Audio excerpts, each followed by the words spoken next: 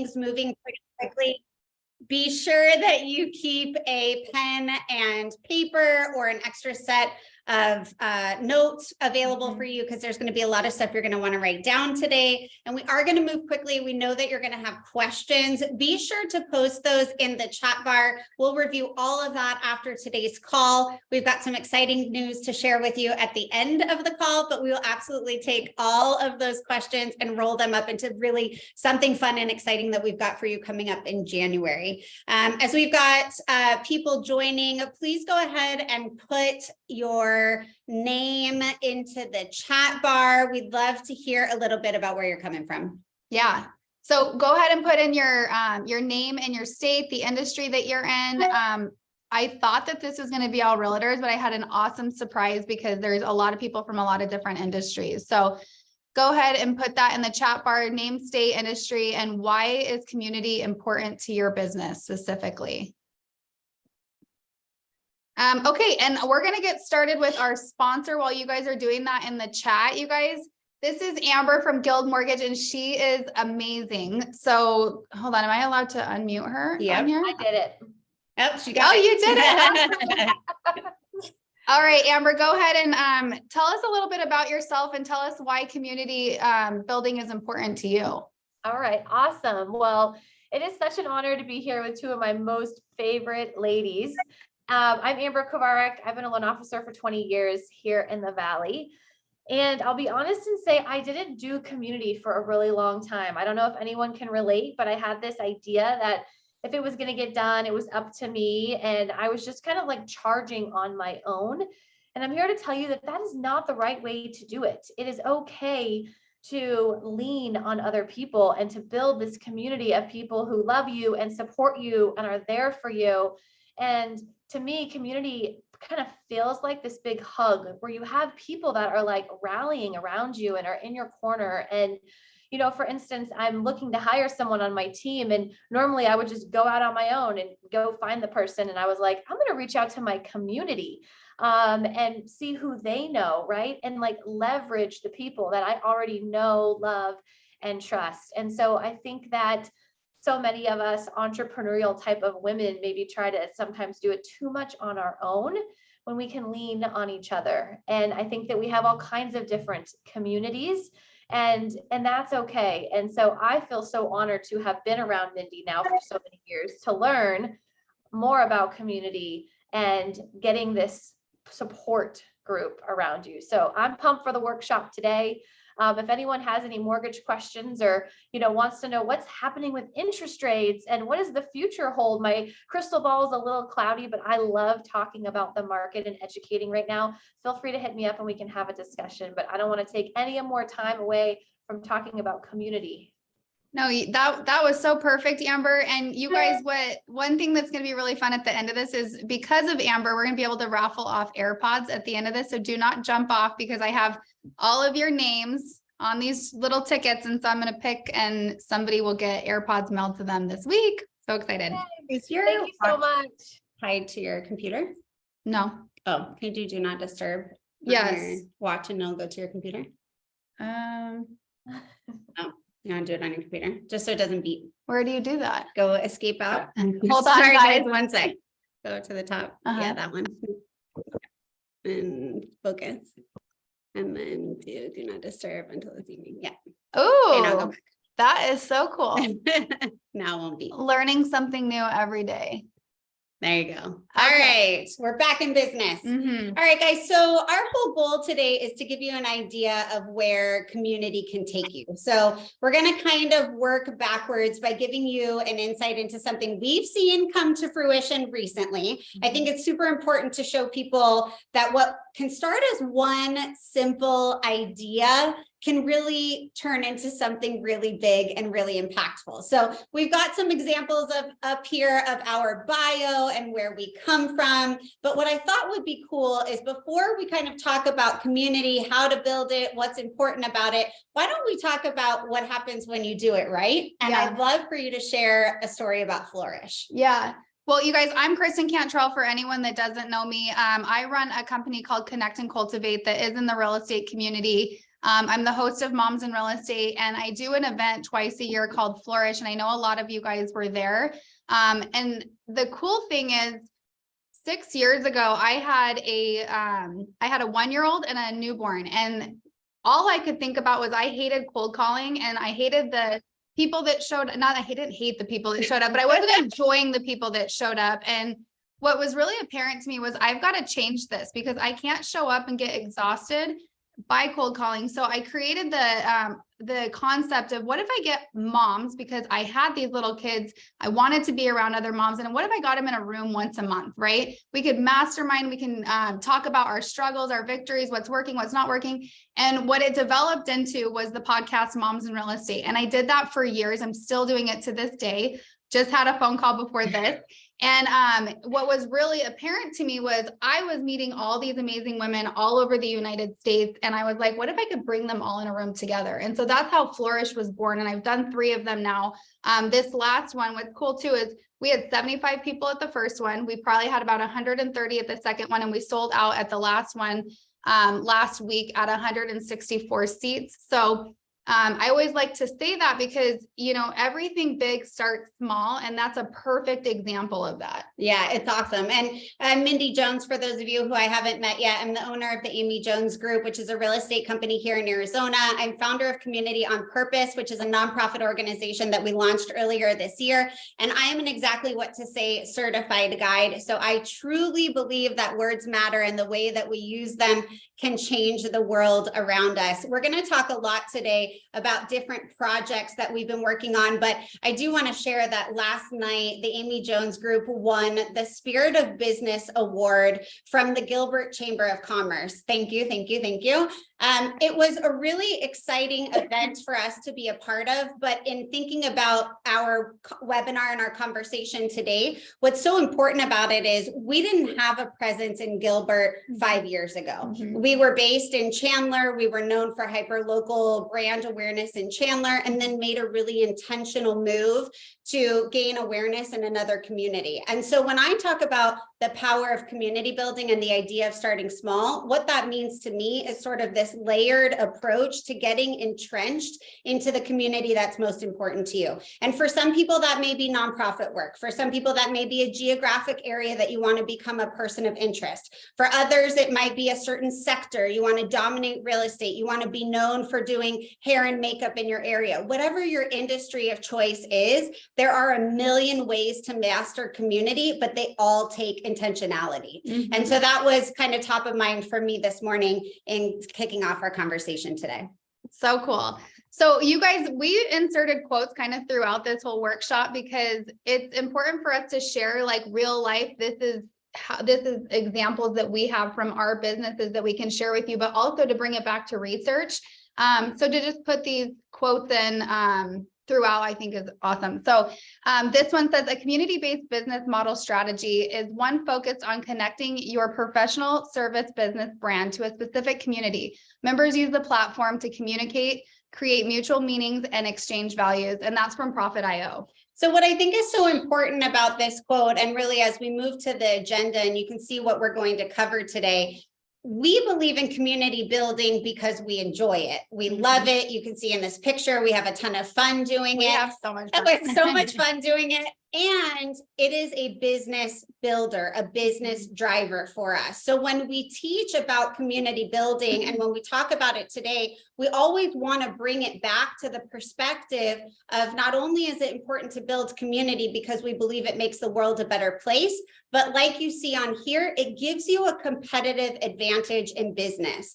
We also want to talk about positioning yourself as a person of interest, knowing your audience and building trust with them, and then really how to set up for success. So we're not going to go deep into the systems or the tools because depending on where you are and what your budget is, those are all going to look different. But what we are going to do is we are going to give you a few minutes today at the end of the call to workshop an idea that you've been thinking about and put into place some of the stuff that you've learned today. So when we talk about why it matters, and this is going to be interactive today. I know that we've got you all muted for the sake of time, but I want you to really leverage the chat bar. We've got over 30 people on the call today, and I know that we've got more joining. I want you to put into the chat bar, why are you here? What is it that you want to create that you don't have? What are you seeking in community?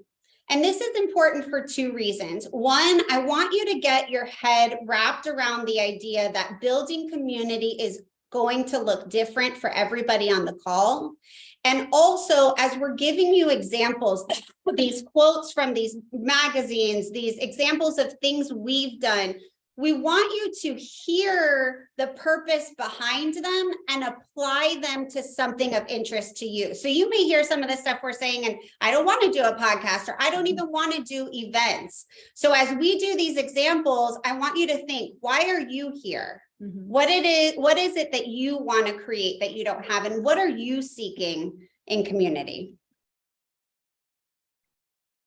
I can't see if you guys are doing comments for some reason. It's here. Oh, there it is. But it also won't go. No, it's okay. Oh, We're good. Okay, so this is a quote from Forbes Women, and I love it because it says, people are craving community now more than ever. For businesses, this means that community is critical to success. And I believe this with all my heart. I actually had somebody on this call, right? I'm not going to call you out, but she messaged me and she told me, like, I am starving for community right now. And it really just got me thinking, like, so many people are out there and they don't have that. So I don't want you to feel like, if you hear what me and Mindy talk about and how you can be, you can create community, and you're like, that just sounds like too much for me. You don't have to be a room creator. You can be an event wing woman. Yes, we like to I say. love it. And you can either insert yourself in community or create the room. So look at it from both aspects when you're sitting here going through today, like which one attracts you more, and go with that. Whatever's authentic to you. Don't force something if it doesn't feel natural. Yeah, I think that's a super important piece to remember, especially as you go through the content today. I've met plenty of people that want to be a part of building community. They're passionate about it. They understand how it can help to grow their business. It makes them feel good to be a part of something, but they aren't the one that wants to create the room or the space. And so when you listen to the tactics and the why behind creating community today and the competitive advantage it offers you, think about how you can apply it to a relationship or to a partnership that you can create for your business. You don't have to start from scratch. There's a lot of things that are going on in your community, a lot of overlapping relationships where other people would also benefit from improved outcomes with your population that you could partner with to see something come to fruition. So today we're going to talk about the why. So we're going to start off with why community building is important. We've got a couple of bullets on here. We're going to talk about increasing brand awareness and advocacy, providing customer discovery and how that ultimately leads to customer success. The idea that community can really foster brand loyalty.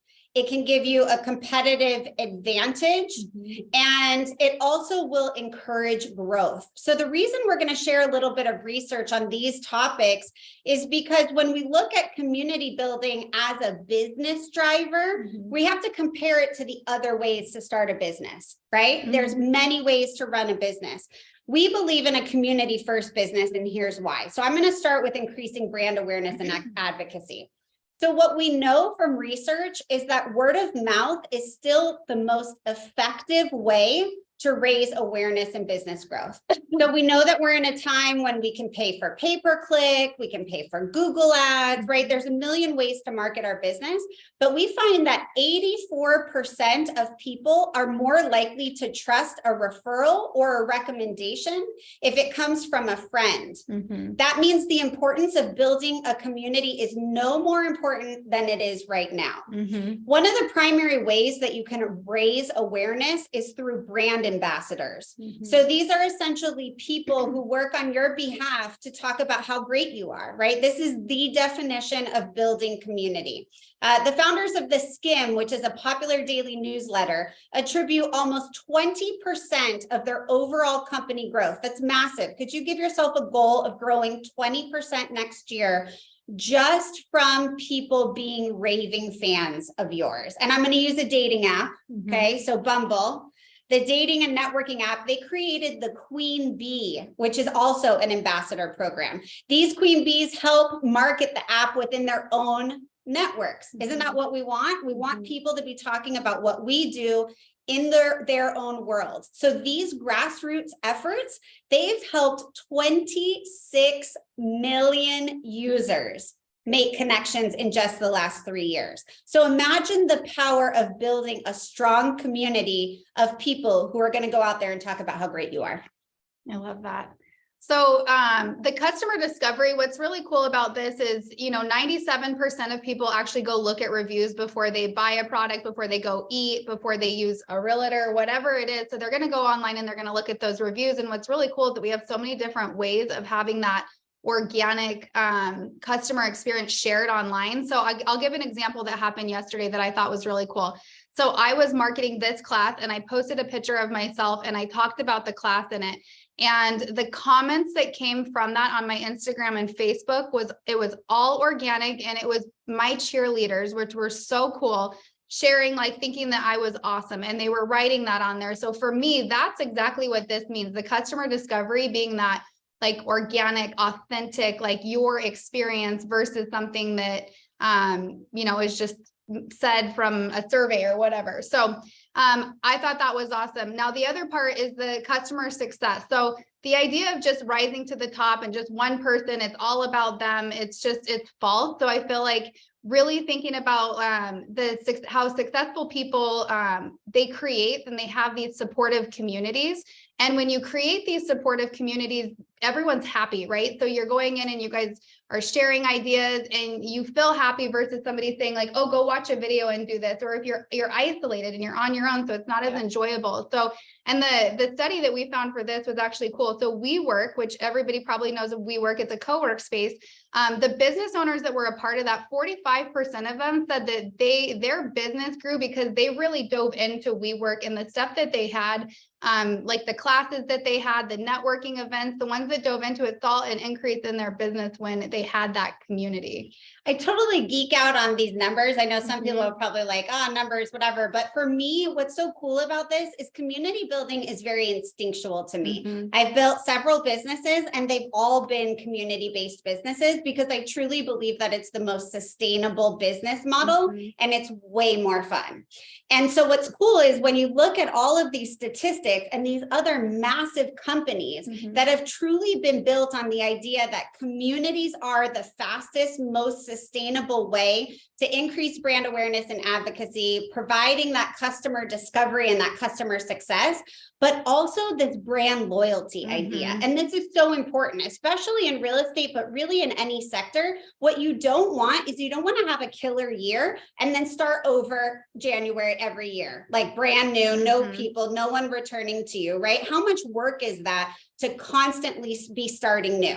So we know that keeping current customers engaged is just as important as gaining our new clients, right? This is what keeps us having a sustainable business. And a recent study found that 2/3 of customers will spend more on brands, hello Apple, right? To which they are loyal. Because what happens is loyalty drives a lack of a desire to go shopping, right? And so especially in industries where you're feeling some commission compression, the best way to combat that is to have built a community of people who say, I'm just going to use them. It doesn't even matter what the cost is, right? So you think about other industries that you're loyal beyond real estate. So for me, it's like, I have a place that I take my car.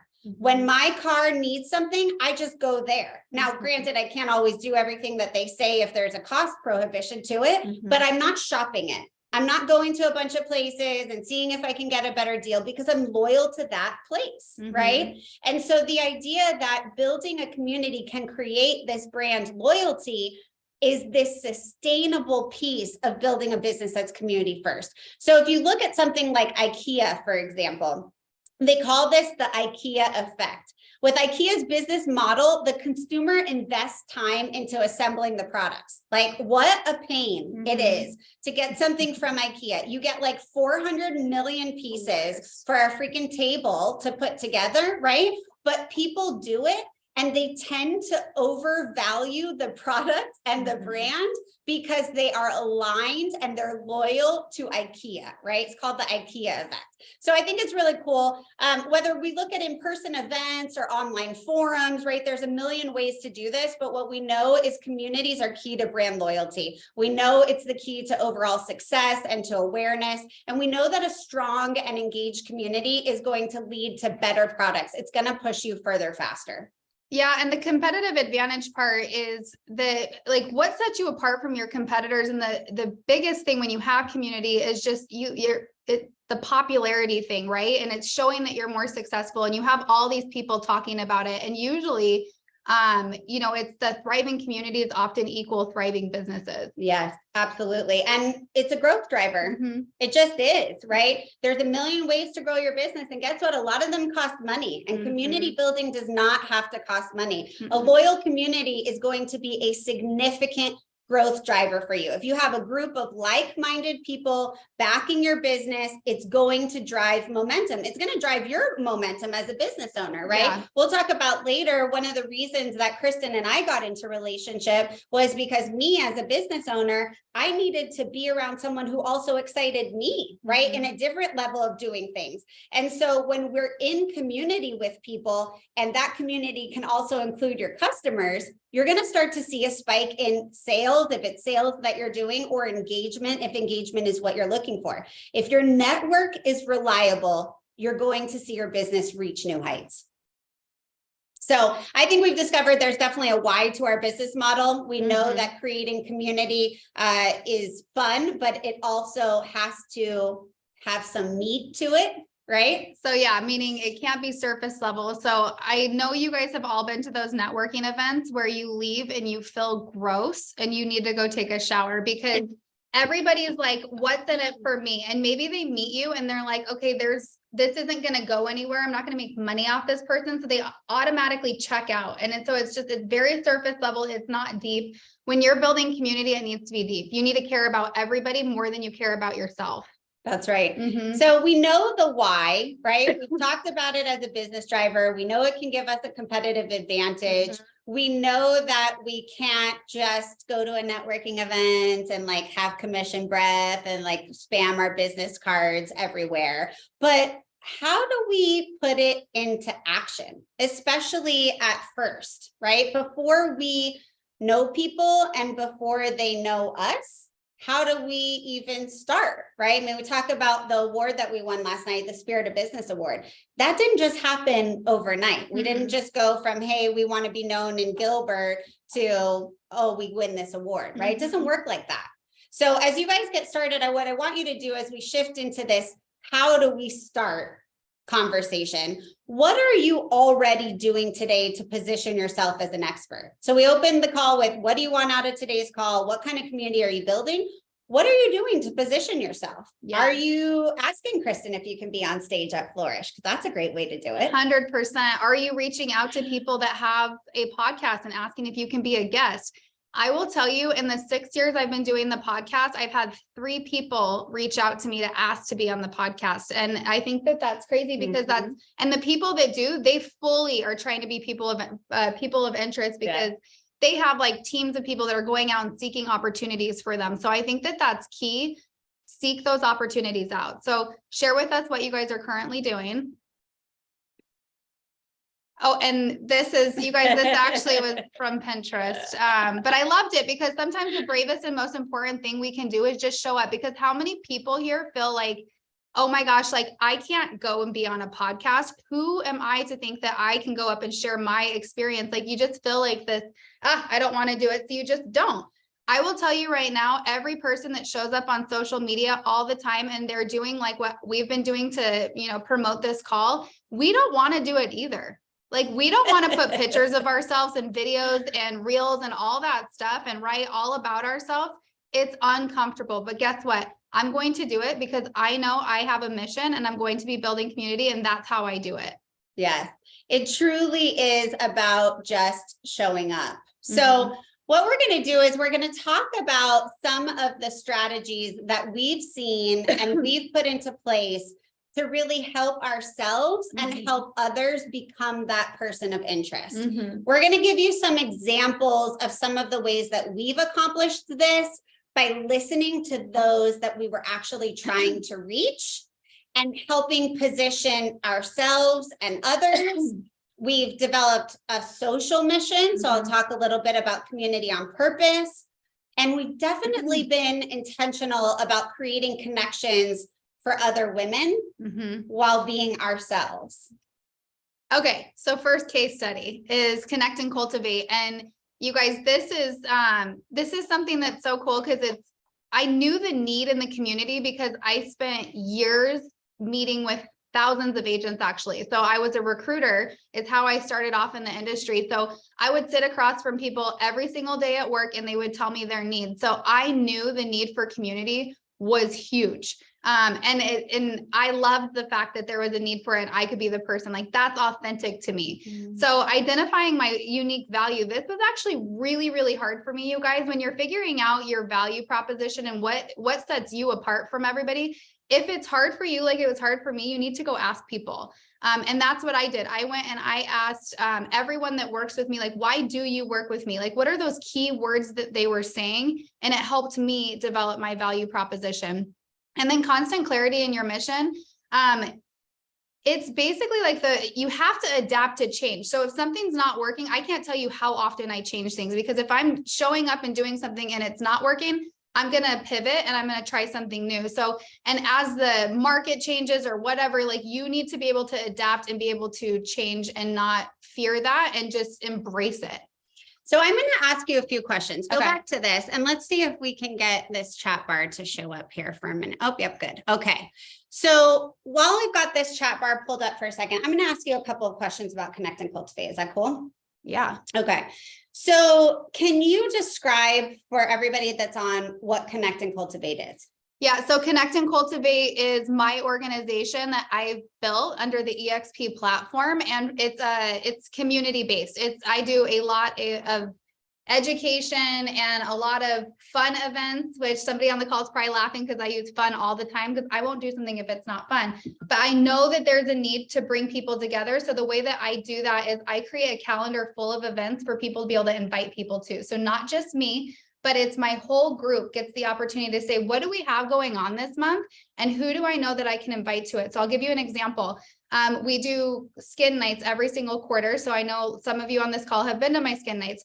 The skin nights are facials, Botox, ear piercing, and I always bring in another fun element. They're usually at my house, which I love because that really deepens everyone's relationship with me. But for my agents, it's, hey, go through your phone and every girl that you want to connect with that you either haven't in a while or somebody that you're pursuing a relationship with, call them and say, hey, do you want to go to skin night with me? It's at my friend Kristen's house. There's wine, there's Botox. Let's go. I need to get out of the house. And so what it does is it just grows our community. And so the Connect and Cultivate, that is like, in a nutshell, when I talk about having a calendar full of events, it just is creating opportunities for my whole group for them to build their business. So before you created Connect and Cultivate, how did you identify that there was a need for something like that? Talking to thousands of agents. And what I found recently, I don't know how I just found this out recently, but this is such a need in so many different communities, you guys. And I go back to my sister all the time. She's an esthetician for 20 years. And she told me after she went to our Entrepreneur Women's event, Flourish, last week, she goes, I have nobody in my circle in this industry that I can call to reach out to for help. And she also has nobody that she's reaching backwards to helping. And so there's such an opportunity, I told her, like, to create that space, but there's just a need in all these different pockets for us to be able to go and do that. Yeah. So let's talk about imposter syndrome for a second, and then I'll let you move on to the next one. So I have it bad. how many times, we all do, how many times during this process, and I want to talk about 2 specific times. Okay. The creation. Mhm. So at the very onset of, hey, I'm supposed to be creating something here. Do I have enough value to provide? Let's talk about that. Okay. And then 2, once you've got something going, because I see in the chat, some people have newsletters. I know that you guys do business mixers. At some point, you've got something going and you feel good about it, but you're like, there's something else here I got to create. And I think then that imposter syndrome sits back in again. Yeah. So can you talk about those 2 points from your perspective? Yeah. So when I was trying to figure out what was my space, so I went into this new brokerage where I was so used to being behind Chuck and Angela Fazio, for anyone that knows them on this call. So it was always me selling them. And I loved selling them because I believed in them with all my heart. When we moved and I had to figure out, am I selling them? Am I selling EXP? Am I selling the Honey Badger group? There was all these things that I kept trying to sell instead of being like, why do people want to join me? And so I heard a girl talk, and she talked about finding your unique value proposition. And when she was talking, I said, I don't have one. Like, I don't sell real estate. I never have. I never want to. I have my real estate license. Real estate is the vehicle, is what I figured out. It's the vehicle for me to take what are my values, which is connection, right? And develop a company around that. And so I can't tell you how many times I told myself, this is stupid because no one's going to want to join you because you don't sell real estate. So this is a really important conversation. And then we're going to flip to Moms in Real Estate as another case study. But I wanted to share this conversation because understanding that community building is based on your unique talents to make a difference in the world. And so everybody on this call has the ability to build community from your own perspective, your own talents. You are not selling a service. You are not selling a business. You are not selling real estate. You are not selling hair. You are not selling whatever it is. You are selling why people want to work with you. And the beauty of community is that you are able to build a group of like-minded people. You're able to build your ambassadors. You're able to, and guess what? You get confidence from them. And by doing that, you do build a business. And so I just wanted you to share that because I think it's really important. I'm sure I see some severe imposter syndrome on the chat. Which, if that's Becky Dossie, I'm shocked. I'm shocked. We've all got it, right? No judging. We've all got it. Okay, let's talk about this case study, Moms in Real Estate. Okay, so Moms in Real Estate, identifying the needs. So again, I'll go back. I told you guys the story. I had a 1-year-old and a newborn, and I needed to be around other moms. So that was my need, and I didn't want to cold call. So I needed to create that space for myself to grow, right? And then know your season. What was really cool too is like, I didn't have the ability to, work outside of what my minimum, which was 40 hours a week at the time. And so for me, the podcast gave me the ability to do Zoom calls and not have to drive and meet people. And it was a time saver too. And then the other thing, which is my favorite thing, you guys, this is literally such a key thing to how I've built my business, is positioning others while positioning yourself. So what this means is, I was never the one that was teaching the classes for years, right? I would say, you know what? I know this person who's really, really great at a listing presentation. I'm going to put together a whole class where they're the star and they're going to shine, and I'm going to bring the people. My value is bringing the people. With Moms in Real Estate, I never created that to go and talk about myself. It was a platform for me to go reach out to women to where it wasn't something that was awkward. And I'm like, hey, like, are you looking to move brokerages? It was for me to go build a relationship and see where it went by letting them get up on my podcast and share their journey and change people's lives that way, which it has, which is so cool. So always think you do not have to be the expert, and positioning other people and giving them that light is huge. So I really wanted to make sure that we included this in our case study. So remember what we're doing in this section. We already know why building community is important and how it can be a business driver and competitive advantage for you. But what we're trying to figure out is, how do we establish ourselves as persons of interest before we are known, right? How do we build? How did it all start? And so the idea of Connect and Cultivate and Moms in Real Estate are really good examples of how you paved a path. You could have done recruiting in a variety of different ways. You could have grown your brokerage or grown your business in a million different ways. But what you chose to do was you chose to take a community first approach, right? Build the people and the business will follow, right? And so what's really cool about this position. I love that sentence. Like it's just music to my ears. Right? But the idea of position others while positioning yourself, I want you guys on the call to don't get caught up in the podcast thing. If you want to do a podcast, start a podcast. It is a great way. Kristen just gave you the exact blueprint of how to do it, right? Find a mission, find your people, put them on your podcast. But I really want you to think about this: position others while positioning yourself. How else can you do that? Can you host an event in your office or in your neighborhood and bring in a speaker?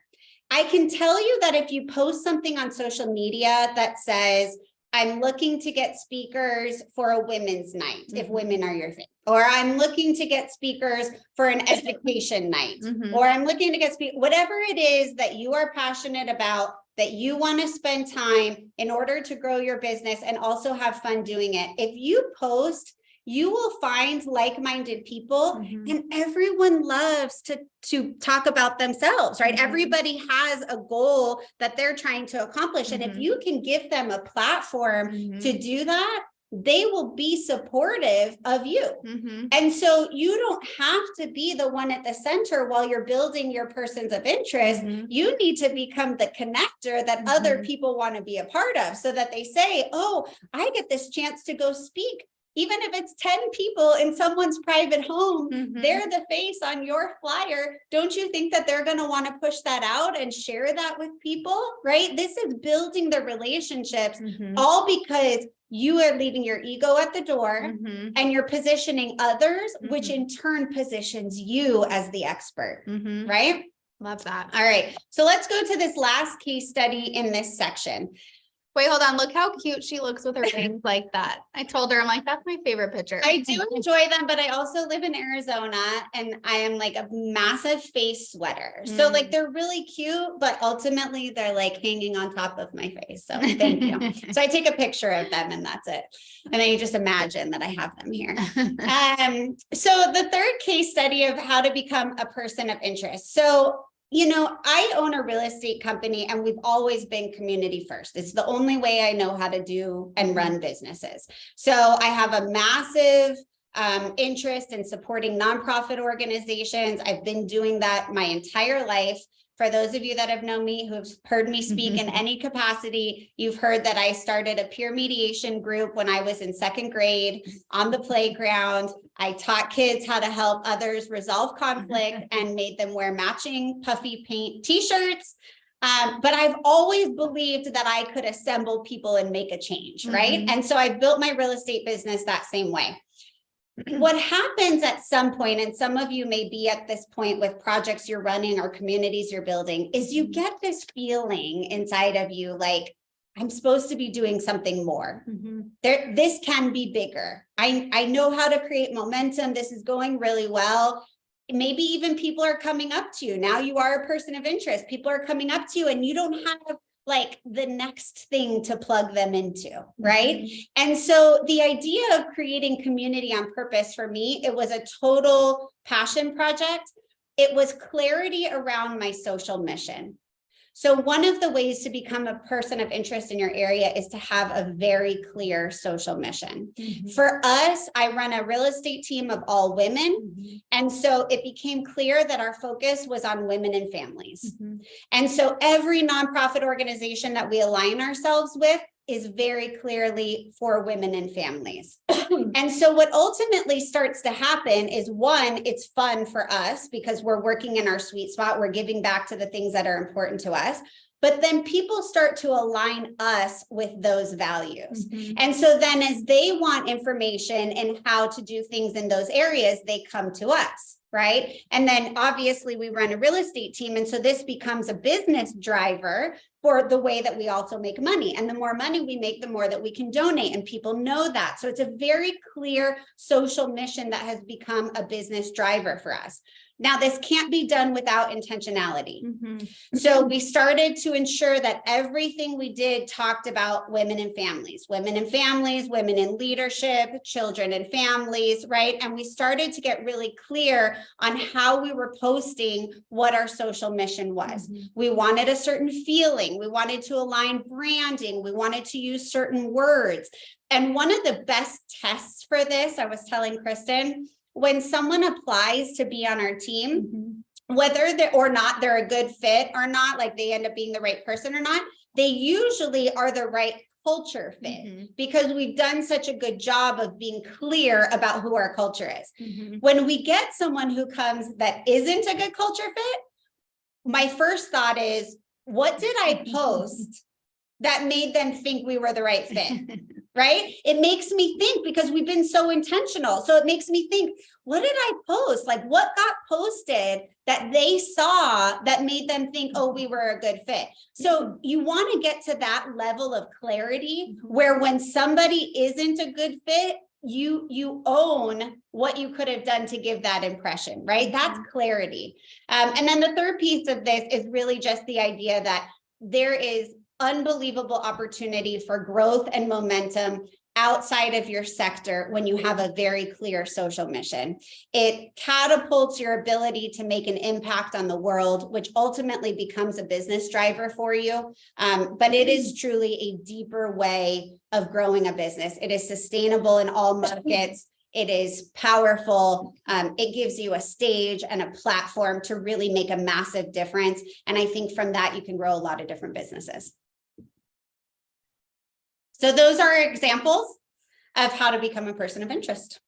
And this one is, it's be you, friend. And I love this because, being authentic is like one of the most important things to me. And it's always been like that. If I don't feel comfortable doing something, I don't do it. So I know that a lot of us get into, we're building our businesses and we're told like, you need to do these things. And if it doesn't feel good, you need to think, what makes sense for me to go out and do to meet people where I want to show up and I'm not drained? Again, I go back to cold calling. Like that was not authentic to me. I was reading a script calling real estate agents and saying all these things that weren't true. And I was like, I don't like this. And it wasn't effective for me. So for you guys, you might be listening to us being like, a podcast sounds terrible, like you said, or throwing events doesn't sound like my jam. Do not do it if it's not authentic, because then you're going to show up in your energy and the whole vibe is going to be crap. So you want to make sure that you discover what feels good to me. Yes, 100%. So I'm going to do a little bit of getting you guys back into the chat here. I love this. Be authentic. That's my mantra. I love this.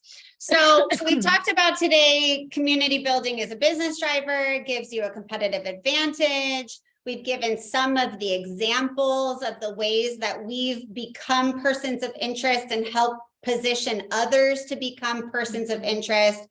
So now the question is, who are you talking to, right? We asked you at the beginning, think of a project you're working on. Why are you here? So I want you to revert back to that for a minute.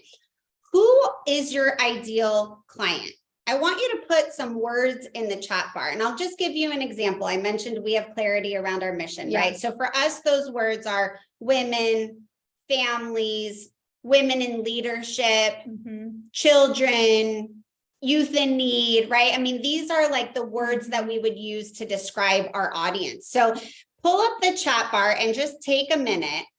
Who are the people that you're trying to talk to? And for you, why don't you share a little bit? Moms in real estate. Who are your people? Yeah, it's moms in real estate. That one's pretty easy. But I love, and not that I don't love my guys, but my voice is always typically towards women and growth-minded women that want to be beyond transactional. I want people that look big and they, they're engaged. They love community. Yeah. Yeah. So as you're thinking about either a project you're working on or something that you want to take what you learned from today and put into practice, who are the people? I love this. Okay. 50 plus are snowbirds. I love Stacy. You're the best. Women leader. Oh, good. Women leaders in real estate that are positive and want to build something bigger than themselves. I love that. Poonam, don't worry. You're going to develop that as you start to think about what's important to you. I love that you're on the call too, Poonam. I haven't seen you forever. Empty nesters, women entrepreneurs, other queen bees. I love that. Women who are other entrepreneurs within SOMO. These are great. So if you're not sure about who your audience is, you want to take a few minutes to write down what are the things that you would do without social media? If social media wasn't around, what are the things that you do in a day? Okay, so for me, I'll give you an example. So I'm a mom, so there's going to be mom stuff in there. I believe really strongly in the power of mindset and have to constantly be putting myself on track. So there's going to be podcasts in there. There's going to be maybe motivational quotes, right? Things like that. And then there's also going to be some component of trying to be healthy. So either thinking about what I'm eating or how much water I should be drinking or right. So those things.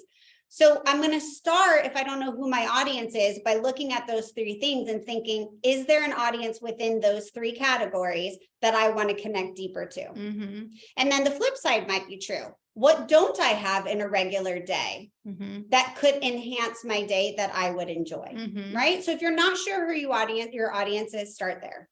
And on the follow-up email from this, you guys, I will put in a whole worksheet that will help you identify your ideal client. And it's asking you the questions that will get you there if you don't know. It's awesome. All right. All right. Oh, I love this one. So only 4% of people trust social media influencers when making purchases. And we thought this was crazy because I totally trust social media influencers and buy stuff from them. And so people are more likely to buy something if their friend says to buy something. So I'll give you an example. There's a holistic girl that's off of, she's in Gilbert, and she was posting all about these detoxes that she did. And I was like, I'm going to go buy them. So I go and I buy the detox, and I tell everybody everything. And so literally within one day I text her and I said, I need 10 more. And so I literally went and carried 10 boxes because everybody else wanted to detox too, just because I wouldn't shut up about detoxing.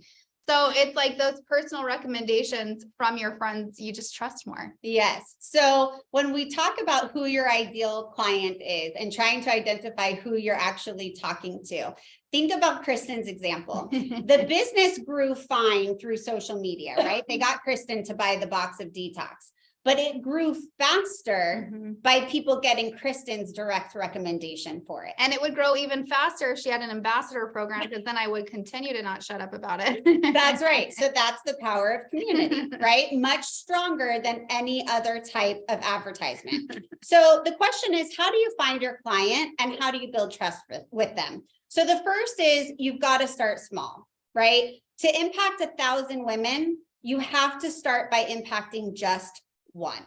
And you can't try to do it in a silo. Okay. It can't just be you trying to find a one-to-one relationship of you trying to impact somebody. You have to look for collaborations all around you. There's so many ways that you can partner with people who either have a financial interest or a personal interest in seeing you grow or the community you're trying to impact grow, right? I told this recently to a room full of community directors. So I did a presentation recently to all of the directors of active adult communities in Arizona. And they're interested in creating community within all of their individual communities. And none of them had strong collaborations or partnerships with people outside of their communities. And I thought that that was just crazy. You think about how much more difficult it is to create community by yourself, right? It's almost like you're not putting your own advice to work, right? Community is the power of being in partnership. And yet how much do we try to do on our own and then launch into the world, right?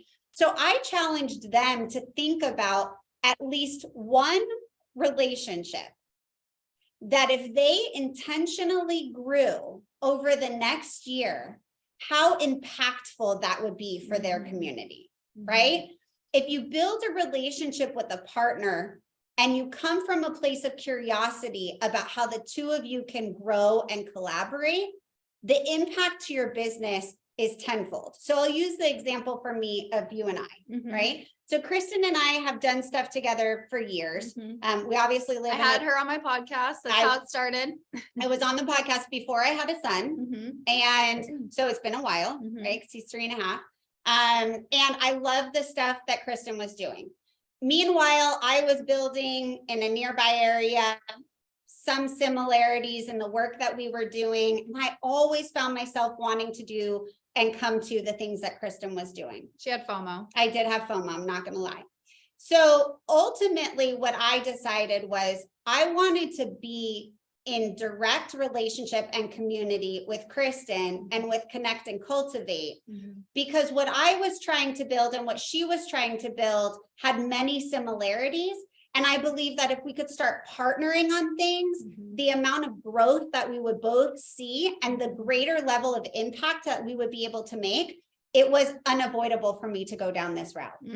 And so I want to challenge you that if you are seeking community, there are other people who are seeking that same thing, which means that there are other people who not only would benefit from the work that you're going to do, but who want to be a part of it, right? And so this is why finding your people and starting to position yourself while also positioning others is the foundation for creating your new community journey. Well, we were going to take this out, but I'll just give you a little preview. So I recently was certified in the Exactly What to Say materials. If you have not seen this book by Phil M. Jones, I would pick it up. It's called Exactly What to Say.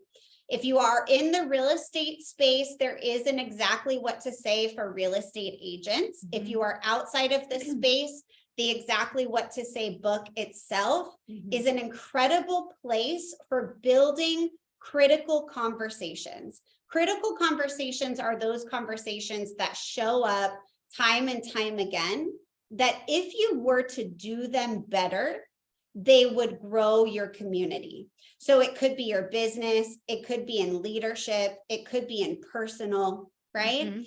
And the core component of a critical conversation is starting from a place of curiosity. It's really trying to understand the other person. And when you start from a place of curiosity, what you create in others is the certainty that they want to work with you. What happens is if you don't start from a place of curiosity and you start from a place of certainty, do this, buy this, work with me, right? You create uncertainty in the other person because you've pushed them to do something or asked them to do something before you have the permission, before you have the relationship. And this is the beauty of community, is community is building that relationship so that you can make that ask. So coming from a place of curiosity builds certainty in the other party. Then it allows you to walk in their shoes, to be relatable, to come from a place of empathy, to understand what they might need, right? Can you see how community building is about these relationships and partnerships that by nature create a mutually beneficial relationship? So if you're trying to grow a business relationship and you build community underneath it, you've got your ambassadors, you've got your fans, and you've got your clients. So ultimately you have your action at the bottom.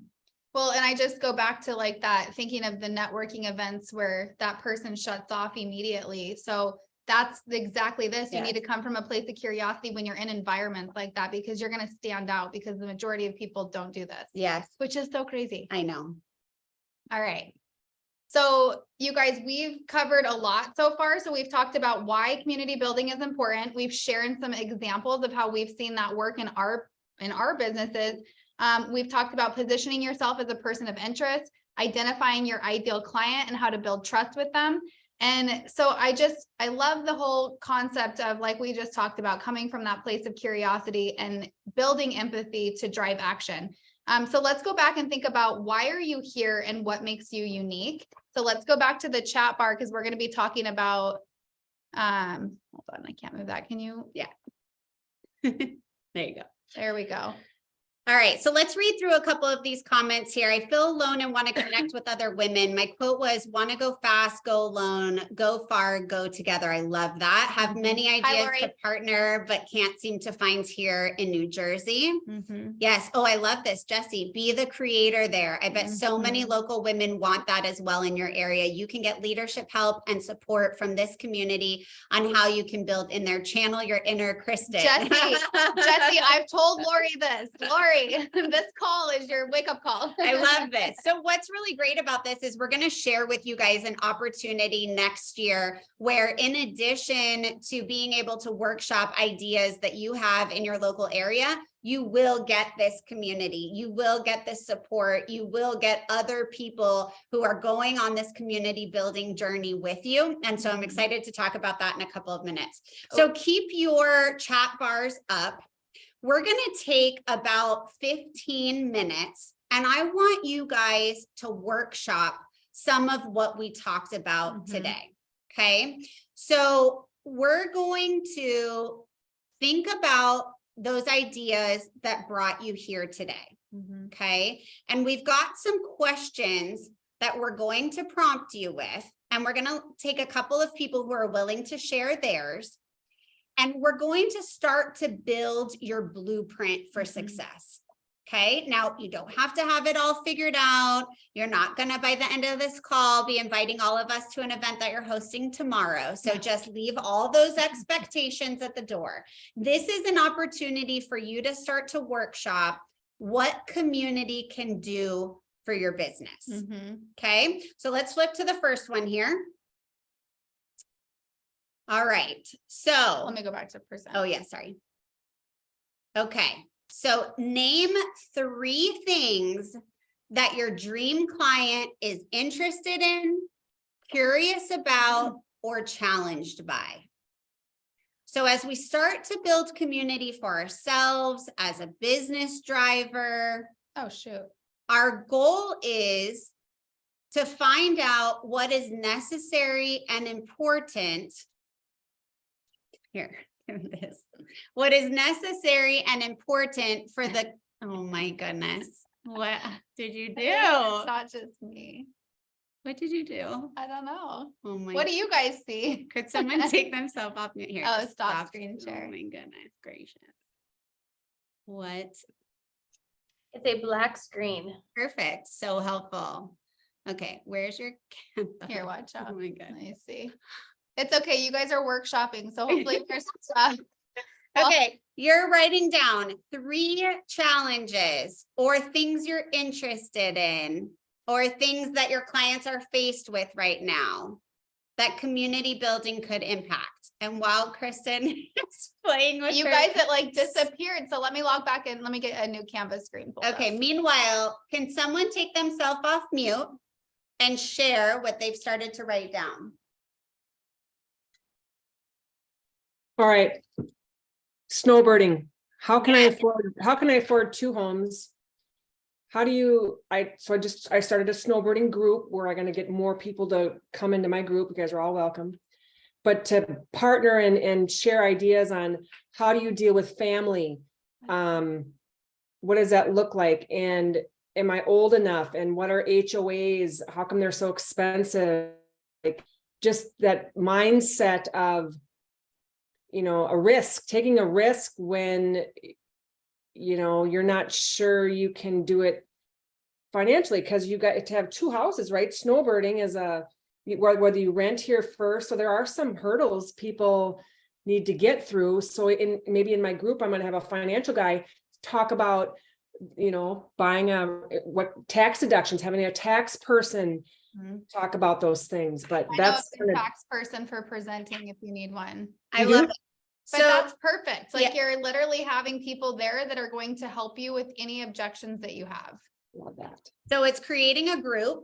It's starting from a place of what are the challenges, right? So you've identified that snowbird is your audience.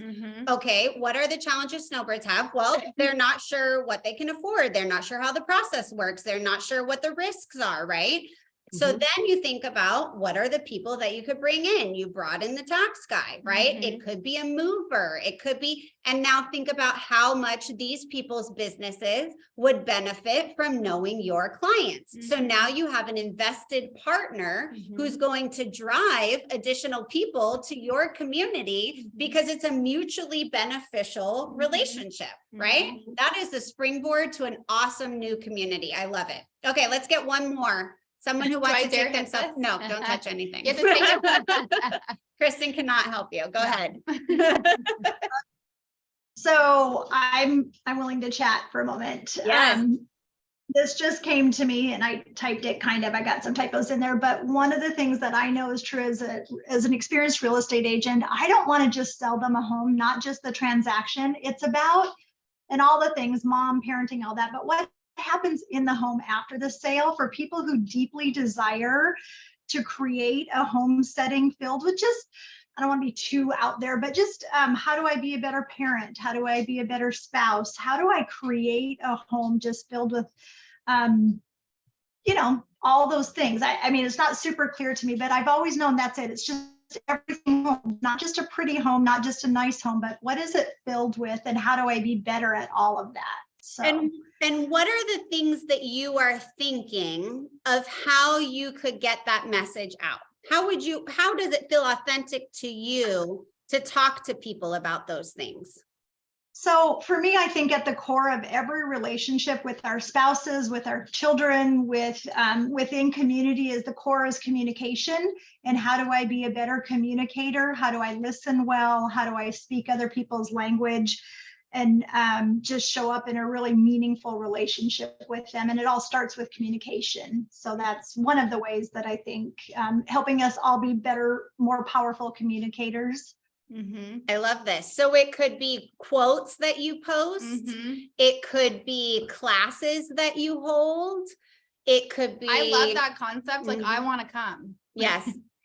Like, so I think that that's perfect. And what's really cool is, again, you guys, do you see how this has nothing to do with buying and selling real estate? This is something that she's truly passionate about. And I know that sitting with her. So she will organically start to meet new people, foster her relationships with current people, and she'll be in her sweet spot, which is where people really, they already like and trust you. And then it builds that deeper relationship if they're coming and you're teaching them in that. I love the whole idea. Yeah. And also, it's a much faster growth driver to start honing in on the value and the unique value that you have for building clients versus going to a networking event where you have no relationship or no known value being there. Instead, you're positioning yourself as someone who says, hey, look, it's not just about buying or selling a home. It's about the whole life that you get with that home, right? And so it's still related to your business, but you're talking about healthy homes, happy homes, educated homes, smart homes, good communicating homes, right? Playful homes. Like, think of all the different directions that you could take that in. I love it. Okay, let's do one more. I know I said one, but these are so fun. These are great ideas. All right, one more. Hi, ladies. It's Sophia. How are you? Can you hear me? Yes. Oh. Okay, sorry. I'm driving right now, and I just got my lips done, my personal preference, so I'm talking a little weird. But really, I just, to piggyback on Lisa's, what her goal is and what her vision is, I think that's so important. I very much come from a mindset of connecting, being a connector, and that goes for clients that are moving to a certain area, and I'm, connecting them with, a business that's going to help them find a nanny, because they mentioned that. I'm hosting a ladies' night at a local boutique that's going to go back. 10% of the proceeds is going to go back to a nonprofit that I'm part of. But I'm inviting a lot of my past clients and not being so transactional all the time. I feel like that's such a big way to create your community. And I've gotten feedback from clients saying, you were never just after me for a sale, and you don't always post about every single sale. It's like they want to know you, and then you're just going to build your business off of that. And I mean, and you ladies have also just been so great. And with Kristen is the kind of person that what is that saying I saw recently? Be around people, someone who's, when you're in a room, they're going to give your praises. Like that's Kristen, really. And like you guys to do that. And Mindy's been so great as well. So I think doing this and connecting with other people and just coming from an authentic place is what's going to drive your business, grow it. And there's going to be clients that aren't going to be a good fit for you and for them, and that's okay. Right? Awesome. You want to be authentic. So I think everyone, you know, what Lisa said and what you guys said, you know, to her is so on board and so on board with my branding and how I want to like run my business. Which is a perfect transition. Thank you so much for sharing to the second one, which is, okay, so now you've maybe identified who your client is and you've kind of figured out what are some of the challenges they're facing, or at least stuff that they're interested in, right? So what personal experience do you have with solving their problems?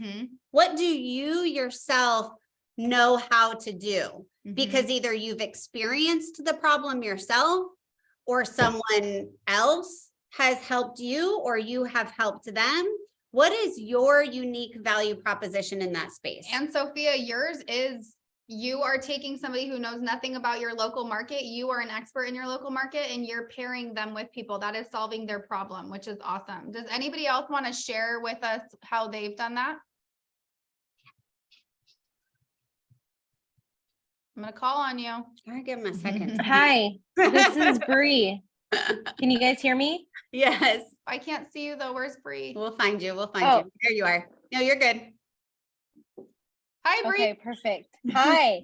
So yesterday I had my first event. I was super nervous. I was like, if one person shows up, I'll be happy. So we had 11 girls. Yes, we had 11 girls and it was so fun. Everybody was just mingling and connecting after. And it was just fun because it was like about community and a bunch of girls just were like, please, like, let me know when the next one is. So I was like, that was great for the first event. So that's awesome. And so when in creating that event, Bree, what were the things that you did that made you feel confident and comfortable that it was you driving that event? What was unique about you and how that related to the event? I have some ideas, but I want you to say it. I didn't want it to be salesy. That was like my first thing. I wanted it to be just like, let's have fun and connect with other women. And that's exactly what it was. So now where did you do it? So it was at my parents' restaurant in Chandler. So Taqueria Factory, they had a private room and we got together. I hired a mixologist and then we had tacos after. So it was just perfect because it wasn't awkward or anything. That's what I was worried about. Everybody was just talking. So it was good. So Bree used for her first event a space she was comfortable in, right? Because it was a family restaurant. So she knows the space. So it already feels authentic to Bree because anyone who knows Bree knows about Bree's family. So when you see something like that, immediately there's this sense of authenticity to the event. Bree could have done the same event anywhere else. What I thought was so cool about it when I saw the post was that it was at her family's restaurant because that provides immediate authenticity. So as you guys are building stuff, that's what I want you to think about this unique personal experience or unique value proposition. And then it was tacos and it was drinks and it was right. So there's a cultural element of that was very authentic to Bree. And so this is what I think that we have to start digging into when we start. There may be communities you want to be a part of that aren't your culture or they aren't your ethnicity or they aren't whatever. You have to start from a place that feels comfortable and real so that people start to get to know you and who you are. And then through those shared threads, you will make yourself into communities that you haven't yet been a part of, but you can't start in a space that you aren't already living. Does that make sense? And so what I love about what Bree did is for her very first event, she went back on the things that she knows and loves and that are already a part of her life and gave everybody a window into that. It's so personal. It's so authentic. I'm not surprised you had 11 people show up. I think it's awesome. Great job. And what a great turnout for your first one. Yeah. There's Yeah. like a little insert here. I'll tell you guys, like sometimes your first event, no one shows up. So you need to like call in, like I'll tell my sisters, I'll tell my best friends, like you're coming when I'm building something because I need people there. But don't let it discourage you because you have to continue to do it for it to build. So many things that I've done started out with me and one other person. I love it. So, okay, the next thing is, how do you position yourself as having a solution? So for me, if we go back to my calendar full of events was a solution to bring people together. So if anybody wants to be brave enough to share, how have you positioned yourself as having a solution?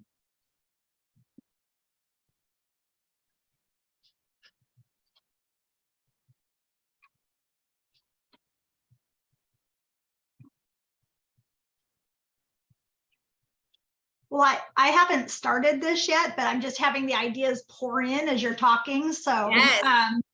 So I have a huge community of people who are consultants, who have nonprofits, who everything I'm talking about, my whole community of friends, even at a really high professional level, do this. And so I've already reached out to one of them who has a nonprofit called Deep Well Sustainable Leadership, where she coaches and mentors women. And I've already given her the address of, hey, here's some places we could do this together. And I'll potentially start facilitating that with her as well. So, I mean, I could go on forever, but I'm just saying I've already taken those intentional steps to do what you guys said and connect with not just myself and rely on myself for this, but other people who will help them. Value. Like, I love that because it's like you align yourself with somebody that it makes sense to align yourself with. And then look at the value just doubled for everybody that attends. And it's a win-win for both of you.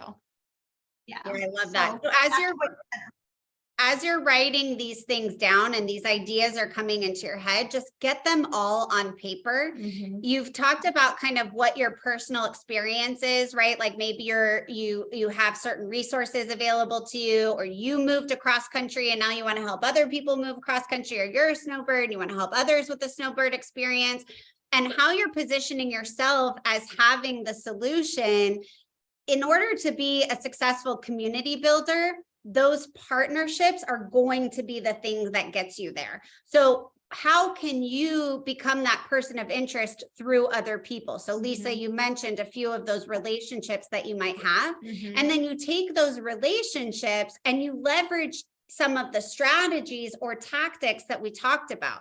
So it could be you create a private Facebook group. It could be a podcast. It could be an event. It could be a social. It could be a mom's gathering in the park every quarter. It could be something that you do in your neighborhood. There's a variety of different ways that you can start to connect the people as you're positioning others to be those experts, and you then become the ultimate connector. So who else is getting a bunch of ideas while you're listening to all these great examples and wants to come off mute and give us another example? I'll come off mute. This is Vanessa. I love what you guys are saying, and I've started to do this with a few of my clients that are just investors that started from nothing and then built like incredible portfolios. And I feel like they're the people that are excited to share. And so what I've done is asked, I have other, clients and things like that. And so I'm able to connect investors with more funding through my other clients for their projects. And then they're excited to partner with me and refer me out business as well, because of, I'm not just like trying to take them and get their listings or get whatever. I'm also helping them build their businesses by connecting them with other people that I know that have the shared interest of, investing in real estate. And that's a strategy. It is a strategy because you're doing all the legwork. Like they need your relationships. And helping others build their business. That's a strategy. That is in itself. It doesn't have to be a podcast or an event. If you're helping someone else by building their business, by giving them tips or suggestions, or you time block and you share time, those are strategies. That's Absolutely. awesome. I love that. All right, we've got a couple other questions that we want you to think about as you're workshopping these ideas. Who are your community building partners? So Lisa, you mentioned a couple of examples. I know we got a couple of examples for our 50 plus communities of people you could bring in, your tax advisors. Who else have you guys been thinking about who could be the partners that could build with you. Who else wants to come off of mute? Who are the partners that can build with you? Who else would benefit from building with you?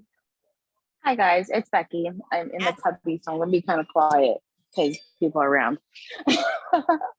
But so I connected with our pest control, house cleaners, any of those really good vendors that you know. And so when our clients close, we give them a list of things of the people they're going to need. Instead of waiting for them to need someone, we give it to them in advance. I'm actually working on putting on a cute little magnet for their fridge, but just doing that, and then it connects you with the small business. And I try and stick with local businesses, independently owned businesses as well. But then it gives them a list of valuable resources to save them the time from researching and all of that. So this is a good point too, when you're talking about vendor partners. So for me, it was really important to bring in vendor partners that that had the same vibe and the same, like had similar values as me. And so you can't just have somebody that's a vendor partner because of X, like you want to really have them fit into that brand that you've built. Yeah. Absolutely. And these are people we've used ourselves in our own home, or people that we know and trust who, like you said, you know, they fit with your vibe, and you trust their integrity, and you know they're going to take care of your client as well as they take care of you. Yeah, I think that you call it a vibe. I talked about this at Flourish, I think a year or 2 years ago, is really the idea that when we bring in partners, whatever the actual service is, or if it's advertising partners, the ad that goes in the magazine or whatever it is, that's kind of like the cherry on top. The key is the relationship that we have with them. And that if they do business and believe in community first mindset the way that we do, there's going to be so much that we're going to be able to do together, because we know that they're going to be looking for events that we can partner on. We know that they're going to be looking for other collaborative opportunities. We know that they're going to be using social to, you know, create some social proof of who we are and what we do, right? The actual service, whether it's the pest control or the ad or whatever it is, that has to be done well, because that's what their job is. But the important part about picking those relationships is the other piece, which is, are they community builders like you? Yes. And that's so important. Yeah. So our last 2 questions are, who are your mentors? So who are you looking up to? Who are you emulating?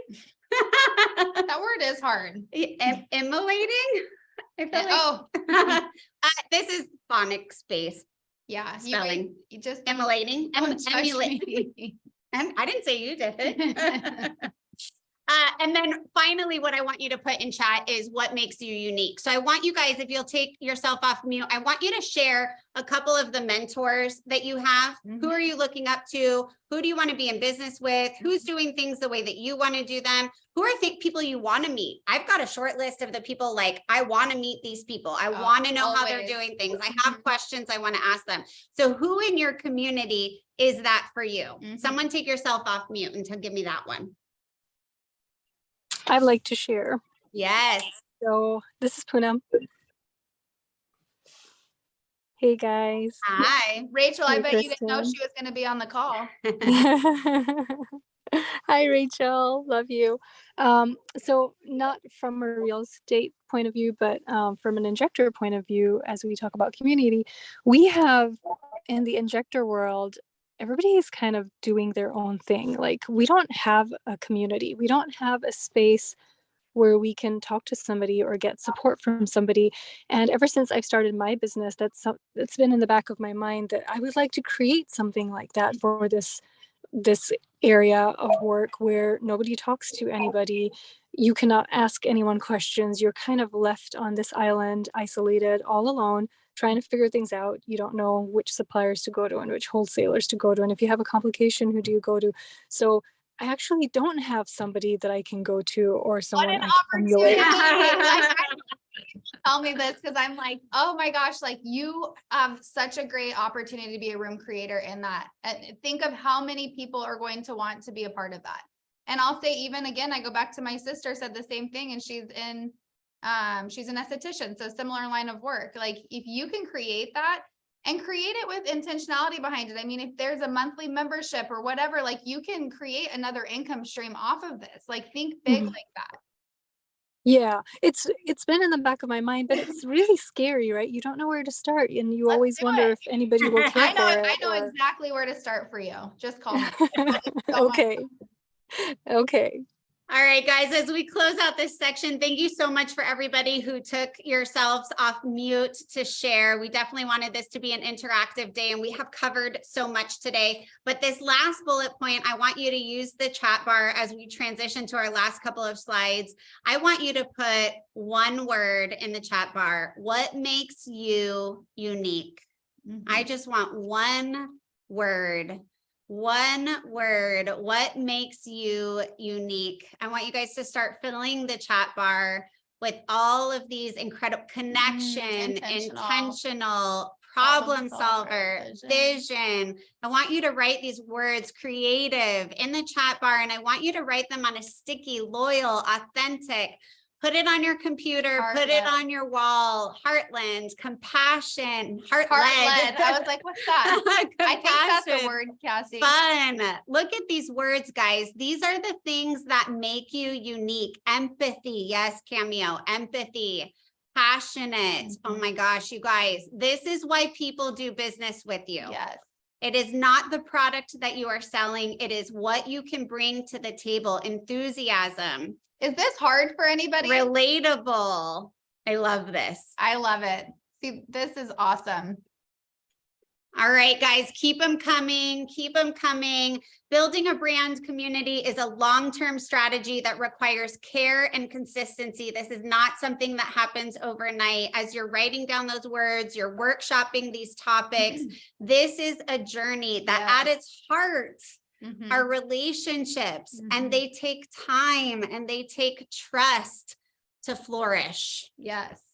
Now we've got some exciting news. Yeah. So we are going to be doing this at a whole other level, you guys. Starting in January, we're going to be doing a once a month guided coaching call. If anybody really wants this, it's monthly. It's a monthly coaching call. It's community breakout room. So it's important for all of us in this room to build relationships with each other, right? So it's not just about me and Mindy. It's about Lisa and Becky, and they can become friends, and they can become where they're bouncing ideas off of each other. So that's a safe space for that. We have a community Facebook group for in-between support calls and homework, and blueprint for your community building journeys. So really excited about that. So if you guys want to know more about it, scan this and it will take you to all the information about it.